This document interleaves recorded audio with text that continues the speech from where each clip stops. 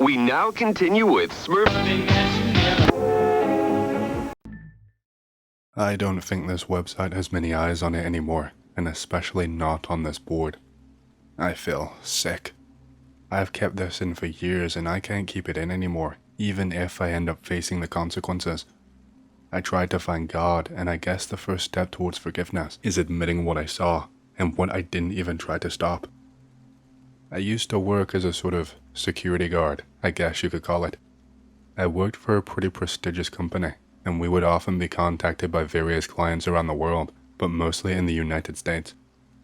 The clients we work for are usually big names. That's not to say we didn't work smaller jobs or low-end cases, because we did, very often. These high-end cases were usually a big event. You wanted to be picked for these. You wanted to be the guy they could trust, because they paid better than you could ever even imagine. I eventually became that guy after racking up around 15 years working for my company and becoming pretty good friends with my boss. Now, my boss is not the boss. There is a couple of levels to it, and there is more than one department. We are not just a security company. In addition to security, we are also hired to make things happen, I guess you could say. Clients want a building hired out and set up that same afternoon. We are on it. The client needs something provided for an event in a few short hours. We will do our best to provide it. I was not involved in that side of things, so I'm not exactly sure how it worked, but I know it involved planning security measures and planning travel routes and accommodation for large groups of people, in addition to the things I already described. I say I was a security guard. In reality, you are whatever the hell the clients tell you to be, and you suck it up and play nice if you want to keep your damn job. Security is more like an afterthought, a secondary objective, if you will. Objective numero uno is keeping the client happy and fulfilling their every wish. There is a lot I've had to do that I haven't been comfortable with, but up until this point, I'd never done anything strictly illegal or that would keep me up at night, but that is because I was not really trusted with these events before this. This wasn't the last horrible thing I was involved with, but it's the one that I think about the most. We of course have to sign countless NDAs, but I'm committed to seeing this through. I was assigned to this event that was taking place in California. I won't tell you exactly where, but I'm sure you can piece it together. It was a mix between an auction and a dinner party, and I was supposed to be working out front and making sure that no one undesirable caught wind of anything or were hanging around nearby. There was this building that was pretty old and was scheduled for either demolition or a complete remodeling in a couple of months, but this was not public knowledge at this point. This fact made it very desirable, as it was not really in use at this point, and let's just say that there will be no evidence of a gathering left behind. You're probably asking, why not just use some far-off facility or bunker or house and have this gathering there? Well, I can only tell you what I have inferred and been told directly, and from my understanding, they like to do things in busy areas. They like to have their gatherings in plain sight, where anyone can walk past the front of the building and yet not know what they were doing inside. What they gain from that is anyone's guess. Anyway, so this building was rented out not even a full 24 hours before. A few of us went down in person and plopped down money in cash and handed over a note. From there, we didn't really need to do much else. We'd never had any kind of resistance or been declined from that point. Everyone got cleared out and we got the keys.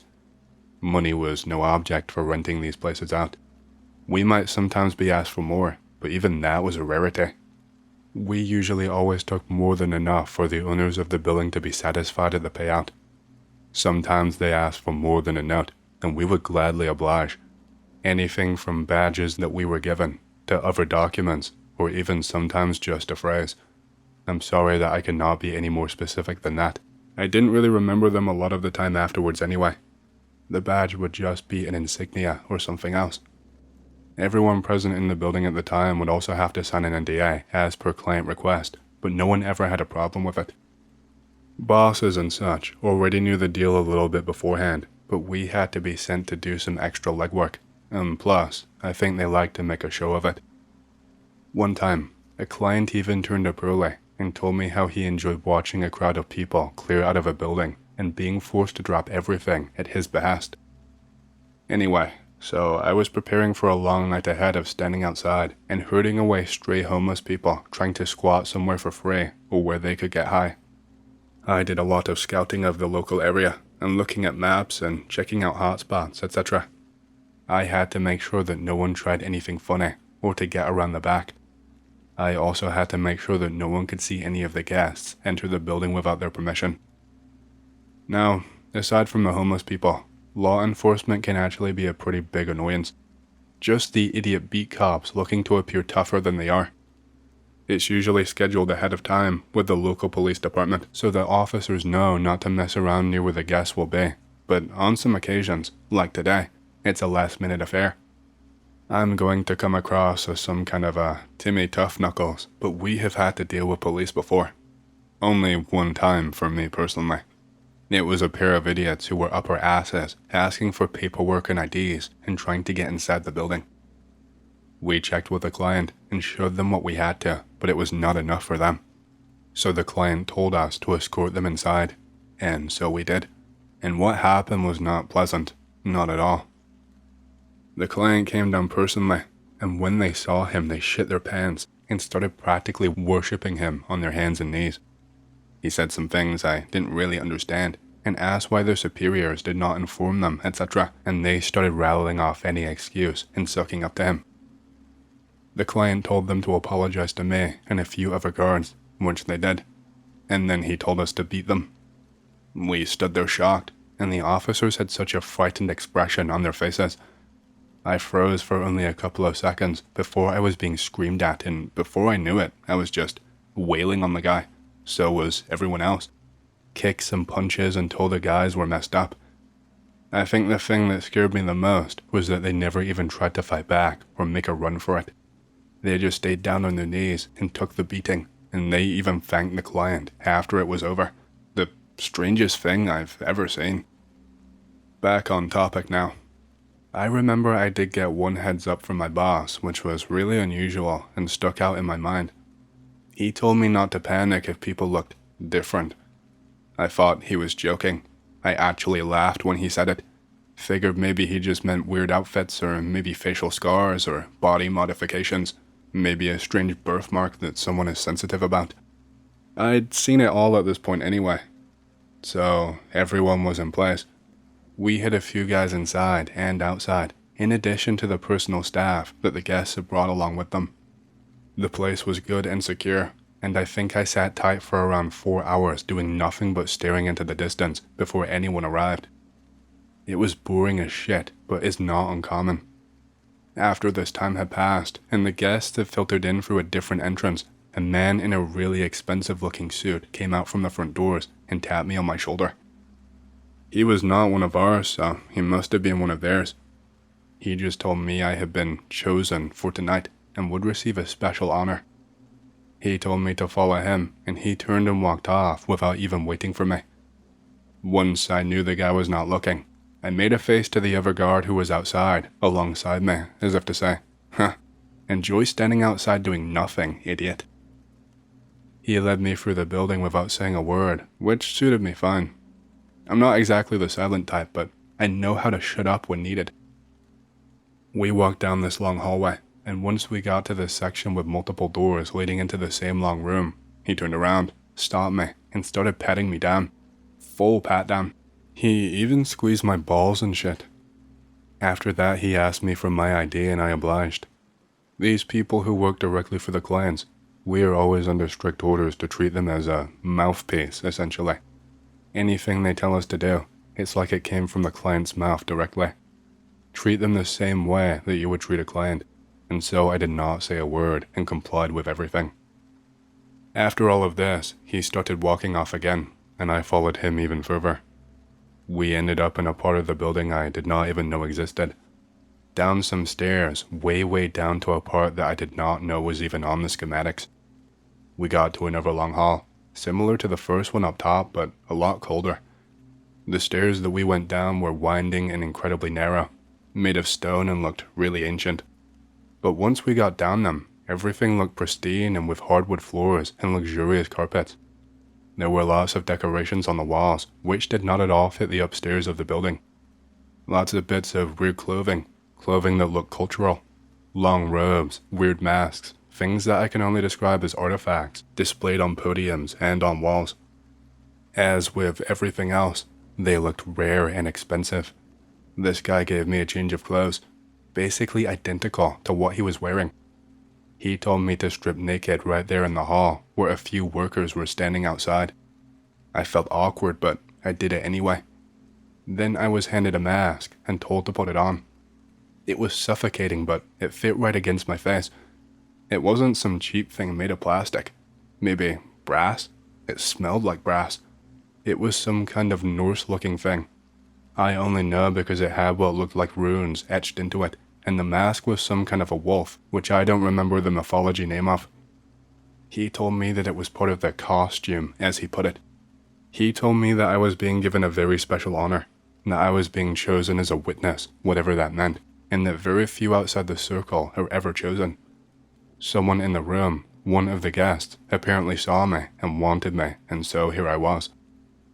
I was given a very long list of rules and a huge rundown, but it's too much to type and remember. The biggest rule stressed to me was to never take off my mask.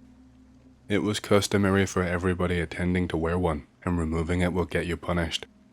Then there were the obvious ones about never interrupting or talking first, about not refusing things, etc. Then I was told to follow him and enter the room and stand beside him. And after that I was just to observe and do things when asked. There was a ton of chatter going on inside, and I was nervous, but he let me in anyway, and after around 5 minutes he just left me on my own, the asshole.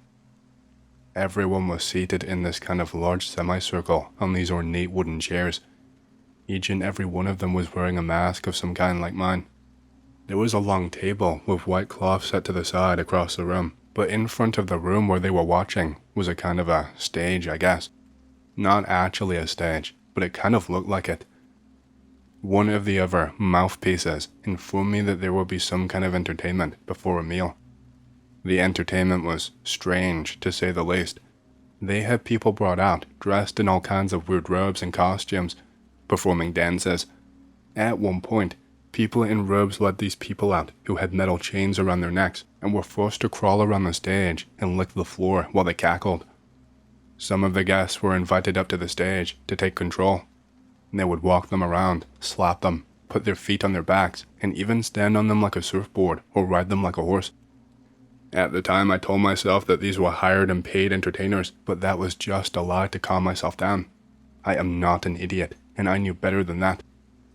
Once all of that was done, the feast started.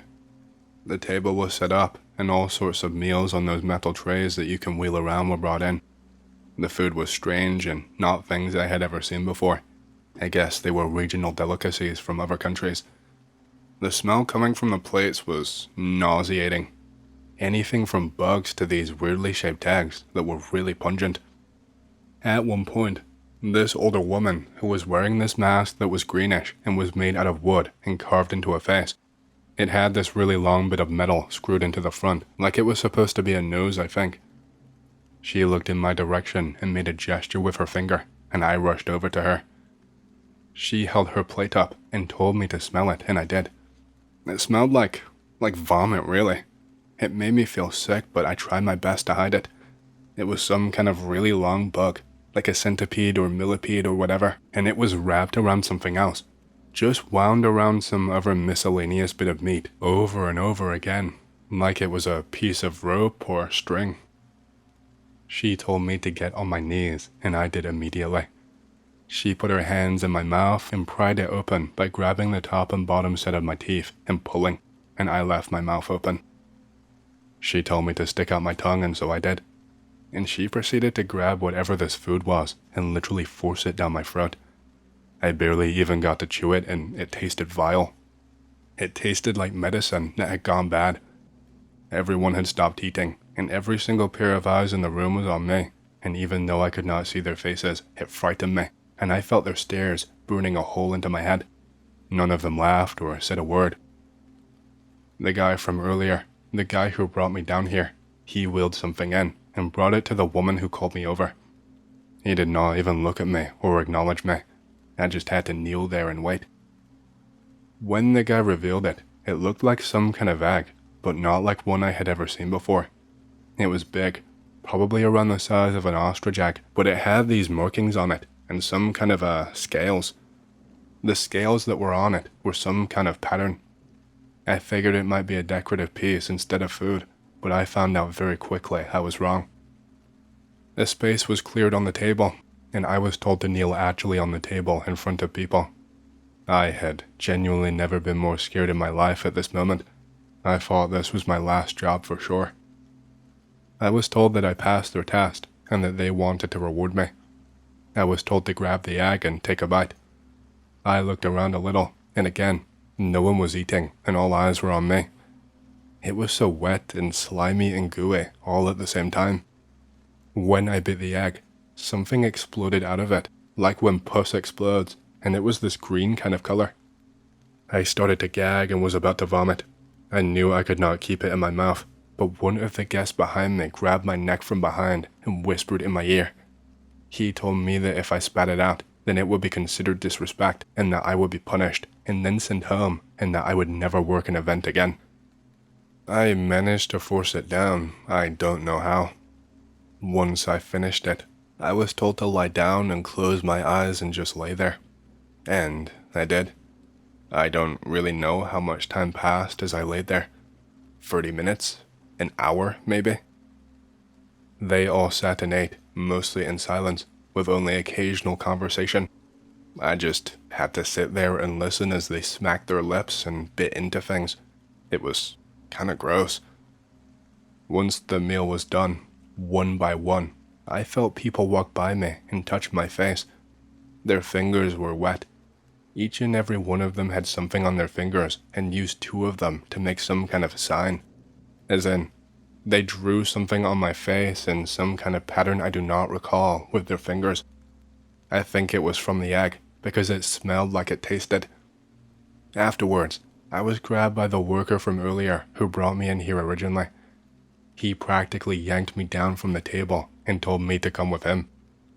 He told me in a whisper on the way out of the door that I needed to help with moving the entertainment, as he put it. I was brought into a kitchen area. These people were still dressed in robes, holding people on these chains. One of them was not. He was sitting on the floor on his ass and rubbing his face while the others stood there silently. The worker walked up to him and slapped him and asked him what happened. I did not hear what they said. The worker walked up to me and told me to retrieve the entertainment, and he handed me a taser. I did not even know where to start, and when I tried to ask, all he did was shove me off into a direction, and I just ran. This place was bigger than I ever thought, and every hall looked the exact same. At some point, I heard the sound of a chain rattling, and I thought I saw someone crawling down the hallway surprisingly quickly. It took me another 20 minutes or so to find him, and I wish I never did. I only found him because the chain that was around his neck was caught in the door and was hanging outside into the hallway. I thought maybe he was tired and did not realize, and so I creeped as close as I could, as quietly as I could. When I got close to the door, I heard some strange sounds.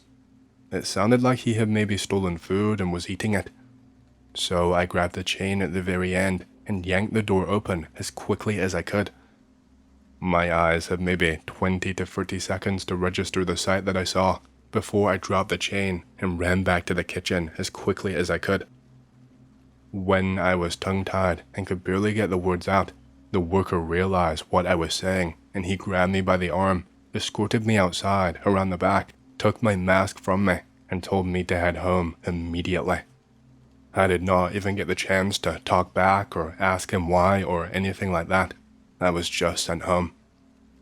The person with the chain around them, they were lying on the floor when I walked in. I say lying on the floor. It was more like they were curled up. One of the guests was basically cradling him like a child. The person with the chain around their neck had their eyes closed and was not moving. And the guest, they were biting him into his neck. There were marks all over the body where you could see that teeth had gone in and punctured somewhere.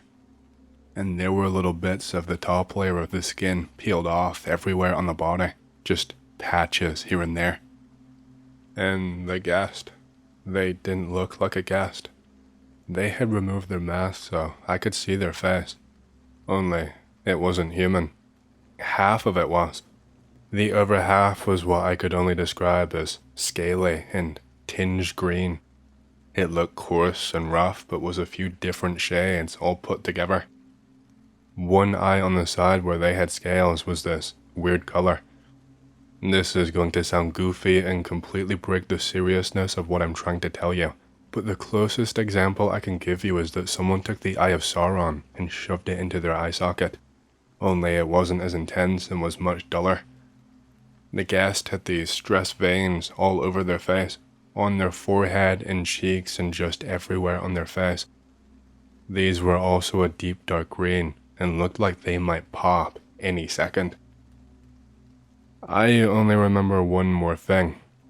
I opened the door and time slowed down, and at first, they continued biting into this man and peeling off the top layers of skin in places, but then they kind of sniffed the air and turned and saw me. And in that moment, they made what I can only describe as this really harsh hissing sound, even sharper than an angry cat would make. And the moment it made the sound, the scales on their face kind of recessed back inwards and were not visible anymore. The veins were still popping out, but the scales were gone, and the eye was normal again too.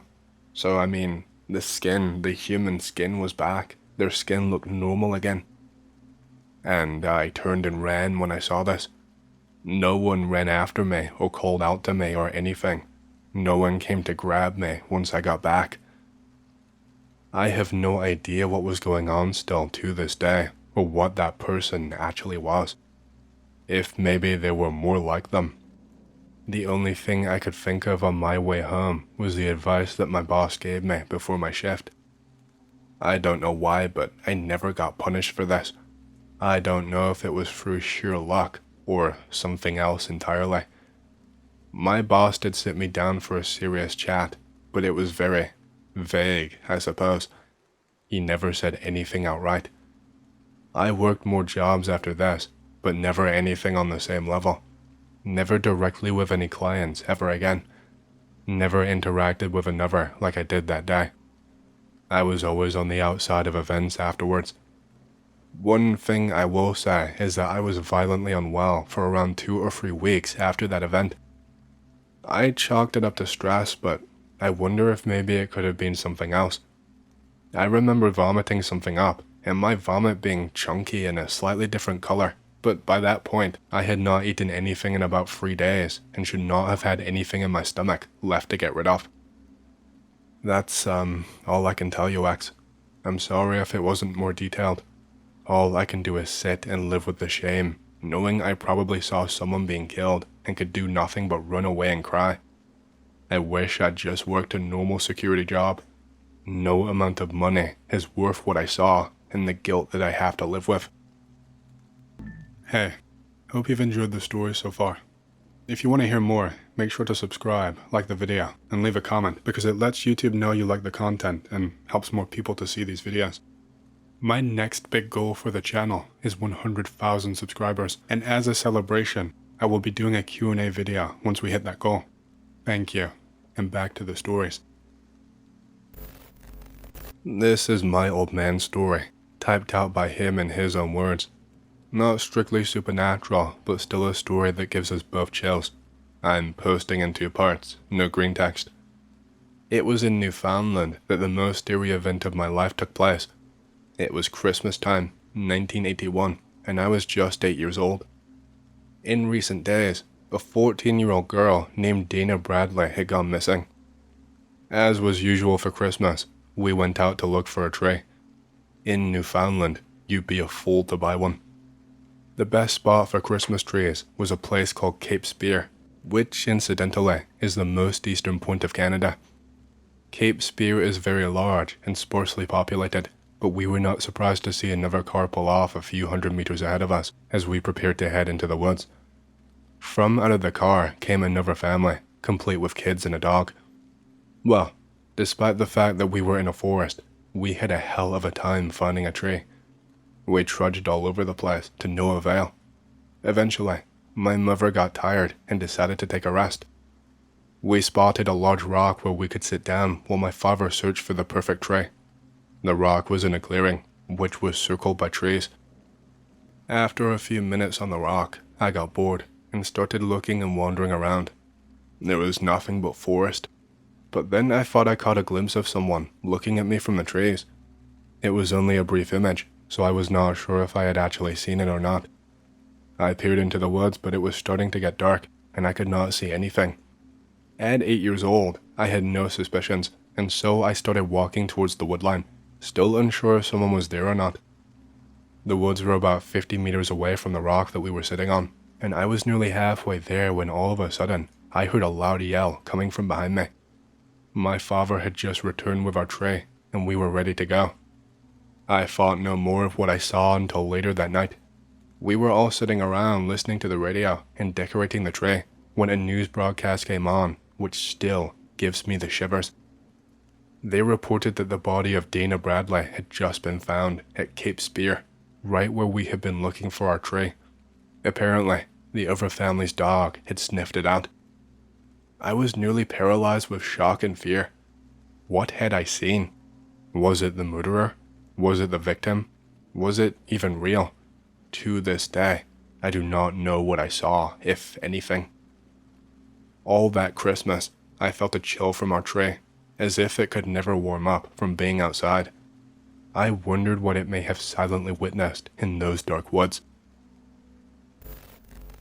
I've posted these 2 stories elsewhere before, but I think they're probably the most interesting things that have ever happened to me. At the time of this first one, I was a very young child, probably like 6 years old or maybe even younger. I can't remember exactly how old I was. I have a very vivid memory of walking into my parents' room and watching myself jumping on their bed while they are outside. A moment later, the best way I can describe it is that I flew into myself. All was normal. I continued jumping on the bed as I have apparently been doing. The monkey's prophecy comes true. I fall off and bump my head. I specifically bump it on a loose metal bed frame that they had just replaced and had not been taken out of their room yet. My parents come inside and find me on the floor with a big cut on my scalp. It's gushing blood. They rushed me to the hospital. I remember sitting in a waiting chair, reaching up and touching the top of my head because my hair was wet and staring at the red on my hand. I did not even understand the concept of blood at the time. I just think it's weird that there is red in my hair. I need stitches, but otherwise I'm fine. I got really lucky it was just a cut, apparently. I go home. Sometimes I think about the part where I was outside of my body and then flew into myself. For the longest time, I think that I'm somehow remembering the exact moment that I got a soul. I comment about it to my mom one day. She tells me that my entire story happened to my sister and not me. She relays all of the things I vividly remember about it to me, aside from flying into myself, obviously. She left me with an emergency babysitter. I think it was my aunt or grandpa, so I definitely did not go to the hospital with them. Maybe my parents told me about it in excruciating detail at one point for some reason, and I just really latched onto that memory and self-inserted as my sister for some other reason, but I can very distinctly remember all of that happening from first person. Here is the second story. I am still a young child at the time that this one happened.